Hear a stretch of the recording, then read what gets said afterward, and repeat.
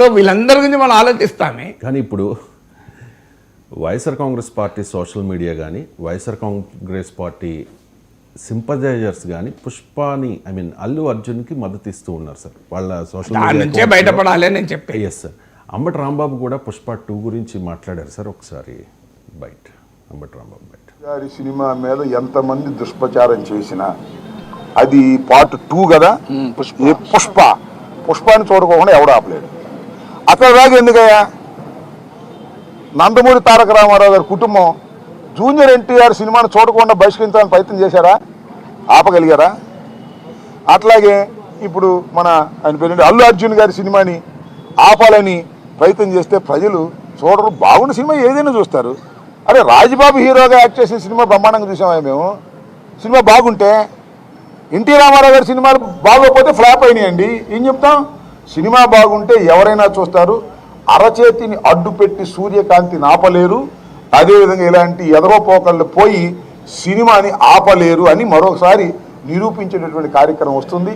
అల్లు అర్జున్ అయినా లేదా జూనియర్ ఎన్టీఆర్ అయినా లేకపోతే మరొకరైనా సినిమా బాగుంటే ఎవరైనా చూస్తారు, బాగోపోతే ఎవరు చూడరు.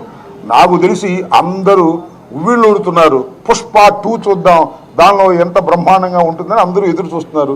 నేను కూడా ఎదురు చూస్తున్నా. మరి థియేటర్లోకి వెళ్ళి చూడాలంటే ఇబ్బందిని నేను కూడా పుష్ప 2 ఎలా ఉంటుందో చూడాలని నాకు బాగా కోరికగా ఉంది. ఎందుకంటే చాలా అద్భుతంగా పార్ట్ 1 అద్భుతంగా ఉంది కదా, హాలీవుడ్ స్టైల్లో ఉంది కదా, అందరినీ తలదన్నే విధంగా వెళ్ళాడు కదా అల్లు అర్జును. అందువల్ల బాగా జలసిగా ఉంది కొంతమందికి. మీ జలసి వల్ల మీ కడుపులు పుచ్చిపోతాయి, గుర్తుపెట్టుకోండి. అల్లు అర్జున్ గారి సినిమా జనసేన నాయకుల్ని జన సైనికుల్ని అంబటి రాంబాబు అల్లు అర్జున్ పుష్ప 2 చూస్తానికే కాదు, పవన్ కళ్యాణ్ నెక్స్ట్ సినిమా చూస్తానికి కూడా వీళ్ళుడితే మంచిది. నేనైతే 2 సినిమాలు చూస్తానికి వీళ్ళుడతాను. నాకేమీ పవన్ కళ్యాణ్ అల్లు అర్జున్ తేడా ఏమీ లేదు. ఇప్పుడు మనకు అంటే అది రాజకీయాలు వచ్చేసి ఆంధ్రప్రదేశ్లో ఉన్న పరిస్థితి ఏంటి రవిశంకర్ అంటే, తెలుగుదేశం వాళ్ళు హోటల్కి వెళ్ళి పెసరట్ ఉప్మా ఆర్డర్ ఇస్తే వైసీపీ వాళ్ళు వెళ్ళి పెసరట్ ఉప్మా ఆర్డర్ ఇయ్యరు. ఇక పెసరట్ ఉప్మా బ్యాన్.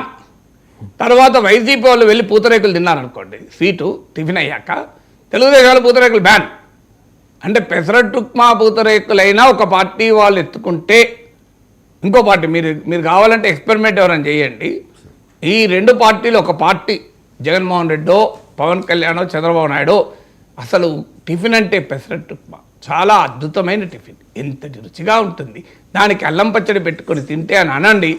జగన్మోహన్ రెడ్డి ఈ మాట అన్నాడు అనుకోండి, తెలుగుదేశం వాళ్ళు పెసరట్టు ఉప్మా నిషేధించండి అని పిలిపించి ప్రతి హోటల్లో పెసరట్టు ఉప్మాను బ్యాన్ చేస్తారు. అంటే జగన్మోహన్ రెడ్డి రుచిగా ఉంటే పెసరట్టు ఉప్మా మాకు రుచిగా ఉండదు. ఆ లెవెల్కి వచ్చేసి ఏమంటారు చెప్పండి. సో ఆఖరికి ఆంధ్రప్రదేశ్ సమాజంలో అంతటి డివిజన్ వచ్చింది. అది ఆంధ్రప్రదేశ్లో ఉన్న విఘ్నత కలిగిన ప్రజలు ఆలోచించాలి.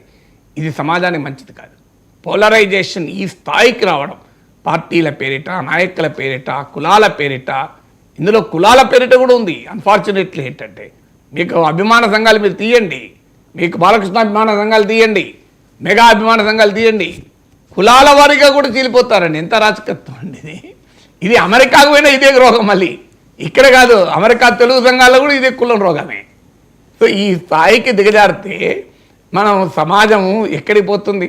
జాషువా పుట్టిన గడ్డ కదా మనము, జాషువా లాంటి మహాకవులు పుట్టిన గడ్డ కదా. విశ్వనరుణ్ణి నేను అంటూ, నేను తెలుగువాణ్ణి, నేను భారతీయుణ్ణి అని చెప్పుకుంటూ కూడా అద్భుతంగా చెప్తాడే ఆ మహానుభావుడు. నేను తెలుగువాణ్ణి అని చెప్తాడు. తెలుగు తల్లికి పుట్టిన బిడ్డ నేను అని ఎంత గర్వంగా చెప్పుకుంటాడు. అలాంటి నేను భారతీయుని అని చెప్పుకోవడానికి నా భాగవతం నా తొలి పాఠశాల అని చెప్తాడే. అలాంటి మహనీయుడు నేను విశ్వనరుణ్ణి అని చెప్పుకున్నాడు కదా. ఒక్కసారి ఆ జాషువా సాహిత్యం చూడండి, ఒక్కసారి ఆ శ్రీశ్రీ సాహిత్యం చూడండి. ఎంతటి అద్భుతమైన సార్వజనీనమైన విశ్వజనీనమైన మానవీయ విలువలకు కదా తెలుగు భాషా సంస్కృతులు అద్దం పట్టాయి. అలాంటి తెలుగు బిడ్డలు కులం పేరిట, ప్రాంతం పేరిట, పార్టీ పేరిట, నాయకుని పేరిట చీలిపోవడం అనేది తెలుగువాడిగా భరించలేని వాస్తవం కదా.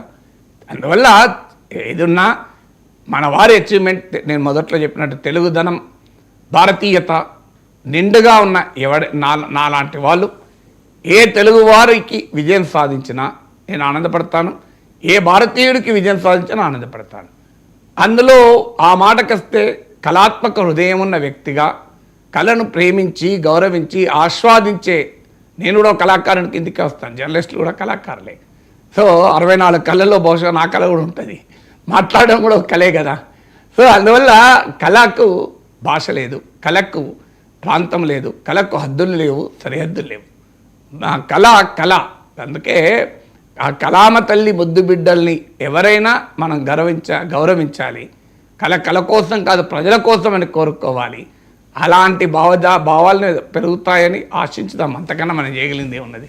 ఈ సంకుచిత రాజకీయాలు, ఈ పార్టీ రాజకీయాలు, వ్యక్తుల విభేదాల చుట్టూ తిరిగే రాజకీయాలు కాస్తంత మన వారి గొప్ప అచీవ్మెంట్. అప్పుడు నేను రామ్ చరణ్, జూనియర్ ఎన్టీఆర్లు ఆస్కార్ ప్రవీధుల్లో విజయం సాధించినప్పుడు ఆ రకంగానే ఆనందపడ్డాను. దానిపైన నేను పెట్టిన వీడియోలు మీరు చూడండి, ఎంత ఆనందపడ్డాను. సో అందువల్ల ఆ చంద్రబోస్ రాసిన పాటకు అలాగే ఆనందపడ్డాం కదా. It's an achievement for all of us. ఇది ఒక్కరి అచీవ్మెంట్ కిందకి రాదు, ఇది మనందరి అచీవ్మెంట్. అందువల్ల let us celebrate achievement of our people. దీంట్లో రాజకీయాలు తేవద్దనే నా విజ్ఞప్తి. Right sir.